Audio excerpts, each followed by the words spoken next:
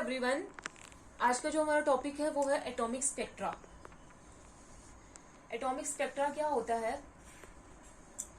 जब हमने last time पढ़ा था तो हमने ये देखा था कि जो लाइट होती है उसको हम इलेक्ट्रोमैग्नेटिक वेव्स, उस लाइट के अंदर क्या होती है इलेक्ट्रोमैग्नेटिक वेव्स भी, हम उसको इलेक्ट्रोमैग्नेटिक रेडिएशन भी बोलते हैं। तो जब इस जो सन से जो लाइट आ रही होगी जिसके अंदर इलेक्ट्रोमैग्नेटिक वेव्स हैं, डिफरेंट डिफरेंट वेवलेंथ्स की जो है अलग अलग रेडिएशंस हैं, जब हम उसको पास करवाएंगे, जैसे सन है इसकी रेडिएशन आ रही है, जब हम उसको पास करवाएंगे प्रिज्म से, तो तब ये जो लाइट है, सन की लाइट जो है इलेक्ट्रोमैग्नेटिक रेडिएशन, वो जो क्या हो जाएंगी, स्प्लिट हो जाएंगी। स्प्लिट होके किसमें हो जाएंगी?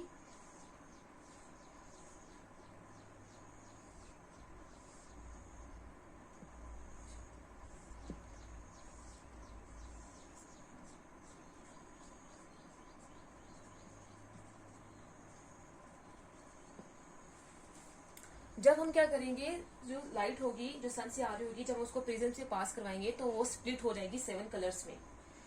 और 7 कलर्स जो हमें बैंड्स की तरह दिखाई देंगे, और वो 7 कलर्स क्या होंगे? विवियर, violet, indigo, blue, green, yellow, orange and red. और सिमिलर हमें दिखाई देता है रेनबो में भी। रेनबो में भी ये कलर्स दिखाई देते हैं, ये स्पेक्ट्रम हमें दिखाई देता है। इसका मतलब ये है कि जो सनलाइट है उसके अंदर कलेक्शन ऑफ रेडिएशन है, जिसको हम इलेक्ट्रोमैग्नेटिक रेडिएशन बोलते हैं, क्योंकि इनके पास इलेक्ट्रिक फील्ड भी होता है और मैग्नेटिक फील्ड भी होता है।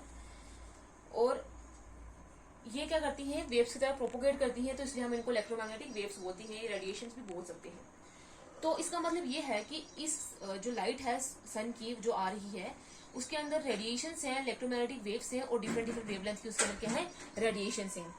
डिफरेंट डिफरेंट वेवलेंथ की जो रेडिएशन है वो डिफरेंट डिफरेंट एक्सटेंट में क्या होंगी, डेविएट होंगी, डिफ्लेक्ट होंगी। जैसे ये जो वायलेट कलर है इसकी मैक्सिमम डिफ्लेक्शन है, और जो रेड कलर है उसकी लीस्ट डिफ्लेक्शन है। वायलेट कलर जो है वो उसकी शॉर्टेस्ट वेवलेंथ है, जिसकी वजह से वो सबसे ज्यादा डिफ्लेक्ट हुआ, और जो रेड कलर है उसकी सबसे ज्यादा लॉन्ग वेवलेंथ है, जिसकी वजह से क्या हुई है, ज्यादा डिफ्लेक्शन हुई है उसकी। अब अगर हम ये जो स्प्लिटिंग है लाइट की 7 कलर्स ऑफ बैंड में जो हमें दिखाई दे रही है, इसको हम बोलते हैं डिस्पर्शन। और ये जो हमें कलर बैंड दिखाई देता है इसको हम क्या बोलते हैं, स्पेक्ट्रम बोलते हैं। और इस स्पेक्ट्रम में क्या है, कलर्स की कंटिन्यूटी है। एक कलर हमें ऐसे दिखाई देगा कि दूसरे कलर में मर्ज हुआ है, तो इसलिए हम इसको क्या बोलेंगे, कंटिन्यू स्पेक्ट्रम बोलेंगे। इसमें हमें क्या दिखाई देगा, जैसे वॉलेट कलर इंडिको में इमर्ज हुआ है, हमें इसके बीच में कुछ भी जो ब्लैंक स्पेसिस हैं वो हमें दिखाई नहीं देगी। ये एक कलर ऐसा लगेगा कि दूसरे कलर में मर्ज हुआ है। वॉलेट इंडिको में, इंडिको ब्लू में, ब्लू ग्रीन में, ग्रीन येलो में, येलो ऑरेंज में, और ऑरेंज रेड में। तो इसलिए हम इसको क्या बोलेंगे, ये हमारे पास क्या है, कंटिन्यू स्पेक्ट्रम है। ये तो बात थी लाइट की। लेकिन जब हमने इस लाइट को किसी एटम से पास करवाया, तब जो हमें स्पेक्ट्रम है उसमें कुछ डिफरेंस दिखाई दिया। तब ये देखा गया कि वो स्पेक्ट्रम जो है वो कंटिन्यूस नहीं है, वो डिसकंटिन्यूस है। और उस स्पेक्ट्रम के, ये जो एटॉमिक स्पेक्ट्रम है वो क्या होता है, 2 टाइप का हमें देखने को मिला। 2 टाइप्स के होते हैं, एक होता है इमिशन स्पेक्ट्रा, दूसरा होता है एब्जॉर्प्शन स्पेक्ट्रम।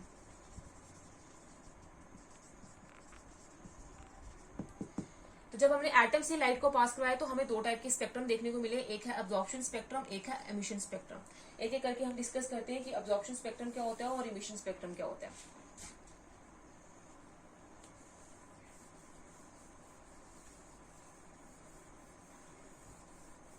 पहले हम देखेंगे एब्जॉर्प्शन स्पेक्ट्रम।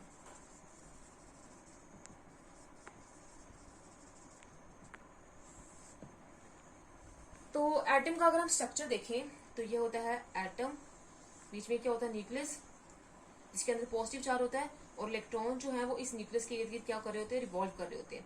या क्या इलेक्ट्रॉन। अगर हम से करते हैं हाइड्रोजन की एग्जांपल लेते हैं, तो हाइड्रोजन एटम जो होता है उसके अंदर एक ही इलेक्ट्रॉन होता है, तो ये आ गया एक इलेक्ट्रॉन। तो क्या होगा, जब हम इस एटम में लाइट जो है वो क्या कराएंगे, व्हाइट लाइट जो है जो सूरज से आ रही है, जब उसको हम पास कराएंगे, तो जब इस एटम से पास होगी तो वो क्या करेगी, स्प्लिट हो जाएगी। और स्प्लिट होगी तो स्प्लिट करके सपोज करते हैं जब हमने व्हाइट लाइट को पास करवाया है हाइड्रोजन एटम से, तो क्या हुआ है, रेडिएशन जो है वो ये व्हाइट लाइट स्प्लिट तो हुई है, हमें ये दिखाई दिया है विबगियर।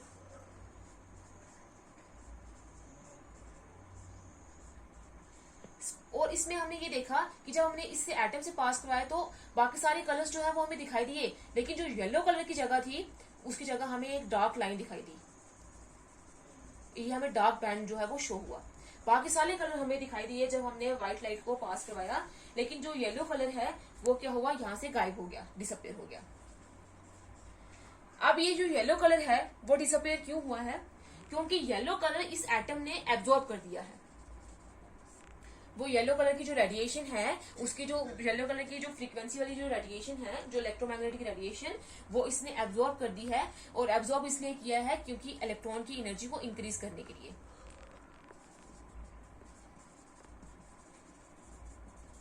जब ये येलो कलर की रेडिएशन को इसने एब्जॉर्ब कर दिया तो जो इसके अंदर इलेक्ट्रॉन होगा, अब क्या होती है, येलो कलर की जो रेडिएशन होगी उसके अंदर कुछ फ्रीक्वेंसी होगी, और फ्रीक्वेंसी जो और एनर्जी जो होती है वो क्या होती है, डायरेक्टली प्रोपोर्शनल होते हैं। अगर डायरेक्टली प्रोपोर्शनल होंगे तो क्या होगा कि अगर फ्रीक्वेंसी होगी उसकी तो क्या होगा, उसके अंदर एनर्जी भी होगी, तो एनर्जी जब ये क्या कर लेगा, इलेक्ट्रॉन ले लेगा। अब जब एनर्जी इस इलेक्ट्रॉन ने एब्जॉर्ब कर दी तो वो एनर्जी क्या कर देगी, उसकी इलेक्ट्रॉन की एनर्जी को जो पहले थी वो क्या कर देगी, इंक्रीज कर देगी। अब इंक्रीज कर देगी तो ये इलेक्ट्रॉन क्या हो जाएगा, एक्साइटेड हो जाएगा। इलेक्ट्रॉन क्या हो जाएगा, एक्साइटेड हो जाएगा। अब एक्साइटेड हो जाएगा तो वो क्या हो जाएगा, पहले इस एनर्जी शेल में था जिसको हम अगर N1 मानते हैं, पहले अगर इसकी एनर्जी N1 है, दूसरी अगर जो शेल है उसकी एनर्जी N2 है। जो जितना ज्यादा न्यूक्लियस से शेल का डिस्टेंस होगा उतनी ज्यादा उसकी एनर्जी होगी। तो N1 जो शेल है और ये जो N2 शेल है, N2 शेल की जो एनर्जी है वो N1 शेल से क्या होगी, ज्यादा होगी।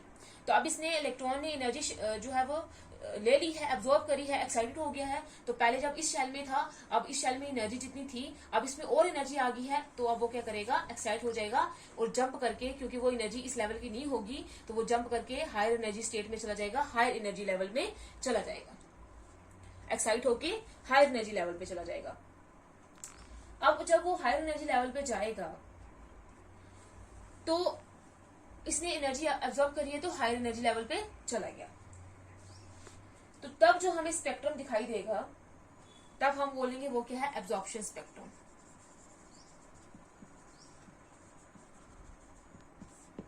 तो इन 7 कलर्स में से एब्जॉर्प्शन स्पेक्ट्रम क्यों है, बाकी 6 के 6 कलर दिखाई देंगे, लेकिन जो कलर एब्जॉर्ब हुआ है उसके अंदर हमें क्या दिखाई देंगे, डार्क बैंड दिखाई देंगे।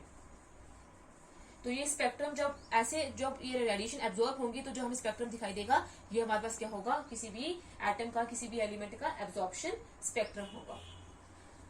अब ये होगी एब्जॉर्प्शन स्पेक्ट्रम की बात। नेक्स्ट है इमिशन स्पेक्ट्रम क्या होता है। तो इमिशन स्पेक्ट्रम क्या होता है,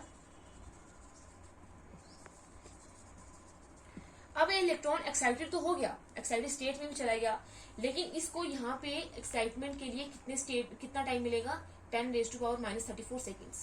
इतना कम टाइम के लिए इसको इस एनर्जी लेवल से इस एनर्जी लेवल में रहने के लिए मिलेगा। अगर इस टाइम पे इस इलेक्ट्रॉन को जो एक्साइटेड हो रखा है, अगर इसको कोई दूसरा एटम का इलेक्ट्रॉन मिल गया तो ये उसके साथ रिएक्ट करके केमिकल रिएक्शन कर देगा। लेकिन अगर इस टाइम पे इस इलेक्ट्रॉन को वो एटम दूसरा इलेक्ट्रॉन का एटम नहीं मिला, तो तब ये क्या करेगा, अपनी एनर्जी रिलीज करेगा और उसको दोबारा से अपनी जो पोजीशन है, अपने जो शेल थी उसमें आना पड़ेगा। तो देन ये जो अपनी पोजीशन में कैसे आएगा इलेक्ट्रॉन दोबारा से, जब इसने जो एक्साइटेड होने में जो एनर्जी एब्जॉर्ब करी है जब वो रिलीज करेगा तो इसको कुछ एनर्जी जो है वो रिलीज करनी पड़ेगी, इमिट करनी पड़ेगी, तब जाके वो अपनी पोजीशन पे आ पाएगा। तो तब जो हमें स्पेक्ट्रम दिखाई देगा तब उस स्पेक्ट्रम को हम क्या बोलेंगे, इमिशन स्पेक्ट्रम। तो इमिशन स्पेक्ट्रम क्या होगा, it's a spectrum of radiation emitted by a substance that has absorbed the energy। मतलब ये है कि इमिशन स्पेक्ट्रम किसी भी एटम का क्या होगा कि जो रेडिएशन है जब हम एनालाइज करेंगे, और एनालाइज तब करेंगे जब क्या होगा, एक सब्सटेंस तब जो स्पेक्ट्रम शो करेगा जब उसने रेडिएशन इमिट करी है, जब उसने एक्साइटेड स्टेट में था, जब एनर्जी एब्जॉर्ब करी थी, तब उस स्पेक्ट्रम को हम क्या बोलेंगे, इमिशन स्पेक्ट्रम बोलेंगे। क्योंकि इलेक्ट्रॉन अब हायर एनर्जी लेवल पे चला गया है, हायर एनर्जी लेवल में इसको सिर्फ इतने सेकंड का टाइम मिलेगा वहां पर रहने के लिए। अगर इसको कोई और इलेक्ट्रॉन मिल जाता है तो तब ठीक है, अगर नहीं मिला तो इसको इलेक्ट्रॉन को क्या करना पड़ेगा, दोबारा से एनर्जी रिलीज करनी पड़ेगी, इमिट करनी पड़ेगी और अपनी पोजीशन पे आना पड़ेगा। तब जो स्पेक्ट्रम हमें दिखाई देगा तब वो क्या होगा, इमिशन स्पेक्ट्रम होगा। और इमिशन स्पेक्ट्रम हमें क्या दिखाई देगा, बाकी सारे जो है सारे कलर, जब एब्जॉर्प्शन स्पेक्ट्रम में सारे कलर दिखाई दे रहे थे, सिर्फ क्या था, वो जो इसने जिस एनर्जी जो जिस रेडिएशन को एब्जॉर्ब किया था सिर्फ वो ही दिखाई नहीं दे रहा था। लेकिन इमिशन स्पेक्ट्रम में अब खाली वो एनर्जी ही रिलीज करेगा जो इसने एब्जॉर्ब करी थी, तो सिर्फ हमें वो दिखाई देगी, बाकी सारे जो है वो हमें क्या दिखाई देगा, डार्क कलर दिखाई देगा, डार्क कलर का बैंड दिखाई देगा। तो ये है इमिशन स्पेक्ट्रम। क्योंकि इसने पहले जो एनर्जी एब्जॉर्ब करी थी उसकी जगह डार्क बैंड दिखाई देगा, अब उसने वो ही एनर्जी रिलीज की है तो वही हमें दिखाई देगी, उसी का कलर हमें दिखाई देगा, एक लाइन, नैरो लाइन की तरह दिखाई देगी। बाकी जितने भी जो कलर्स हैं जो उसने एब्जॉर्ब कर लिए थे वो हमें क्या दिखाई देंगे, डार्क कलर दिखाई देंगे, क्योंकि उसने वो ऑलरेडी एब्जॉर्ब कर दिए हुए हैं। इसीलिए ये जो स्पेक्ट्रम होता है इसके अंदर लाइन स्पेक्ट्रम होता है, ये लाइन्स हमें दिखाई देती है नैरो लाइन्स की तरह, इसलिए हम इसको क्या बोलते हैं, ये डिसकंटिन्यूस है और लाइन स्पेक्ट्रम बोलते हैं इसको। क्योंकि हमें क्या दिखाई दे रहा है, यहाँ पे भी डिसकंटिन्यूस हो गया, बाकी सारे बैंड हमें दिखाई दे रहा है, जो कलर का बैंड हमें दिखाई दे रहा है, लेकिन बीच में एक डार्क कलर का बैंड आ गया, तो मतलब ये स्पेक्ट्रम भी क्या हो गया, डिसकंटिन्यूस हो गया। और इधर भी क्या है कि हमें बाकी सारा डार्क दिखाई दे रहा है, सिर्फ ये नैरो लाइन्स दिखाई दे रही है, इसलिए इसको हम लाइन स्पेक्ट्रम भी बोलते हैं। और डिसकंटिन्यूस भी है तो इसको हम क्या बोलते हैं, डिसकंटिन्यूस स्पेक्ट्रम भी बोलते हैं। और ये जो अब्जॉर्प्शन और इमिशन स्पेक्ट्रम की जो स्टडी होती है इसको हम क्या बोलते हैं, स्पेक्ट्रोस्कोपी। अब्जॉर्प्शन और इमिशन स्पेक्ट्रम की स्टडी को क्या बोलते हैं, स्पेक्ट्रोस्कोपी बोलते हैं। और ये बहुत ज्यादा एसेंशियल इंपॉर्टेंट फील्ड है केमिस्ट के लिए, क्योंकि ये इलेक्ट्रॉनिक स्ट्रक्चर बताता है किसी भी एटम का। तो ये हमें पता चलेगा कि एब्जॉर्प्शन स्पेक्ट्रम क्या होगा और इमिशन स्पेक्ट्रम क्या होगा। अब हम देखते हैं कि एब्जॉर्प्शन और इमिशन स्पेक्ट्रम में डिफरेंस क्या है।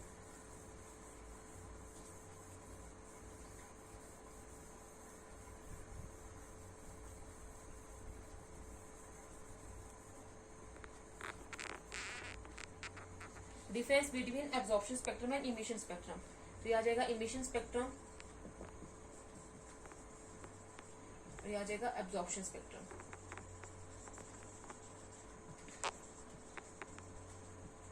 इमिशन स्पेक्ट्रम क्या होता है, it's a spectrum of the radiation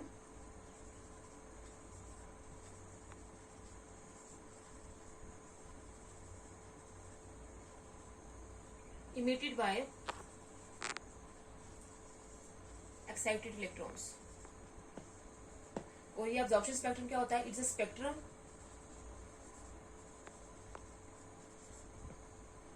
of transmitted light by a substance after the absorption of certain radiation। Emission spectrum क्या होता है, ये स्पेक्ट्रम होता है रेडिएशन का, जब इमिट होंगी, जब वो रेडिएशन इमिट करेगा, जब इलेक्ट्रॉन क्या हो जाएगा, एक्साइटेड हो जाएगा। और एब्जॉर्प्शन स्पेक्ट्रम क्या होता है, ये ऐसा स्पेक्ट्रम होता है किसी भी सब्सटेंस का, जब वो लाइट जब ट्रांसमिट करेगा लाइट को, तो जब लाइट में से जो रेडिएशन को एब्जॉर्ब कर देगा उसके बाद जो हमें स्पेक्ट्रम दिखाई देगा वो क्या होता है, एब्जॉर्प्शन स्पेक्ट्रम। दूसरा डिफरेंस ये है, इसमें क्या होती है, some bright coloured lines separated by dark spaces. जब अभी हमने हाइड्रोजन का स्पेक्ट्रम देखा है तो उसमें इमिशन स्पेक्ट्रम में क्या है, जब उसने हमने बोला है कि सिर्फ येलो कलर की लाइट एब्जॉर्ब करी है, बाकी सारी जो लाइट है वो उसने हमें दिखाई दी है उसकी एब्जॉर्प्शन स्पेक्ट्रम में। तो इमिशन स्पेक्ट्रम में सिर्फ हमें वही येलो कलर की लाइन ही हमें दिखाई दी है, बाकी क्या दिखाई दी है, डार्क स्पेसेस दिखाई दी है। तो इसमें सिर्फ क्या होंगी, कुछ ही ब्राइट कलर की लाइन्स होंगी जो डार्क स्पेसेस से जो रेडिएशन एब्जॉर्ब हुई थी, जब वो इमिट करेगा सिर्फ हमें वही रेडिएशन दिखाई देंगी जो उसने एब्जॉर्ब करी है। और एब्जॉर्प्शन स्पेक्ट्रम में क्या होता है, always discontinuous consisting of dark lines। ये हमेशा डिसकंटिन्यूस होता है और इसमें बाकी सारी जो होती हैं वो ब्राइट लाइट्स दिखाई देती हैं, लेकिन जो एब्जॉर्ब की होती है उनकी जगह हमें क्या दिखाई देती है, डार्क लाइन्स दिखाई देती है। इसका मतलब इसमें क्या है, coloured lines on black pattern. इसका मतलब ये क्या होगा, कलर लाइन्स होगा ब्लैक पैटर्न में, और ये क्या होगा, ब्लैक लाइन्स होंगी कलर्ड पैटर्न में।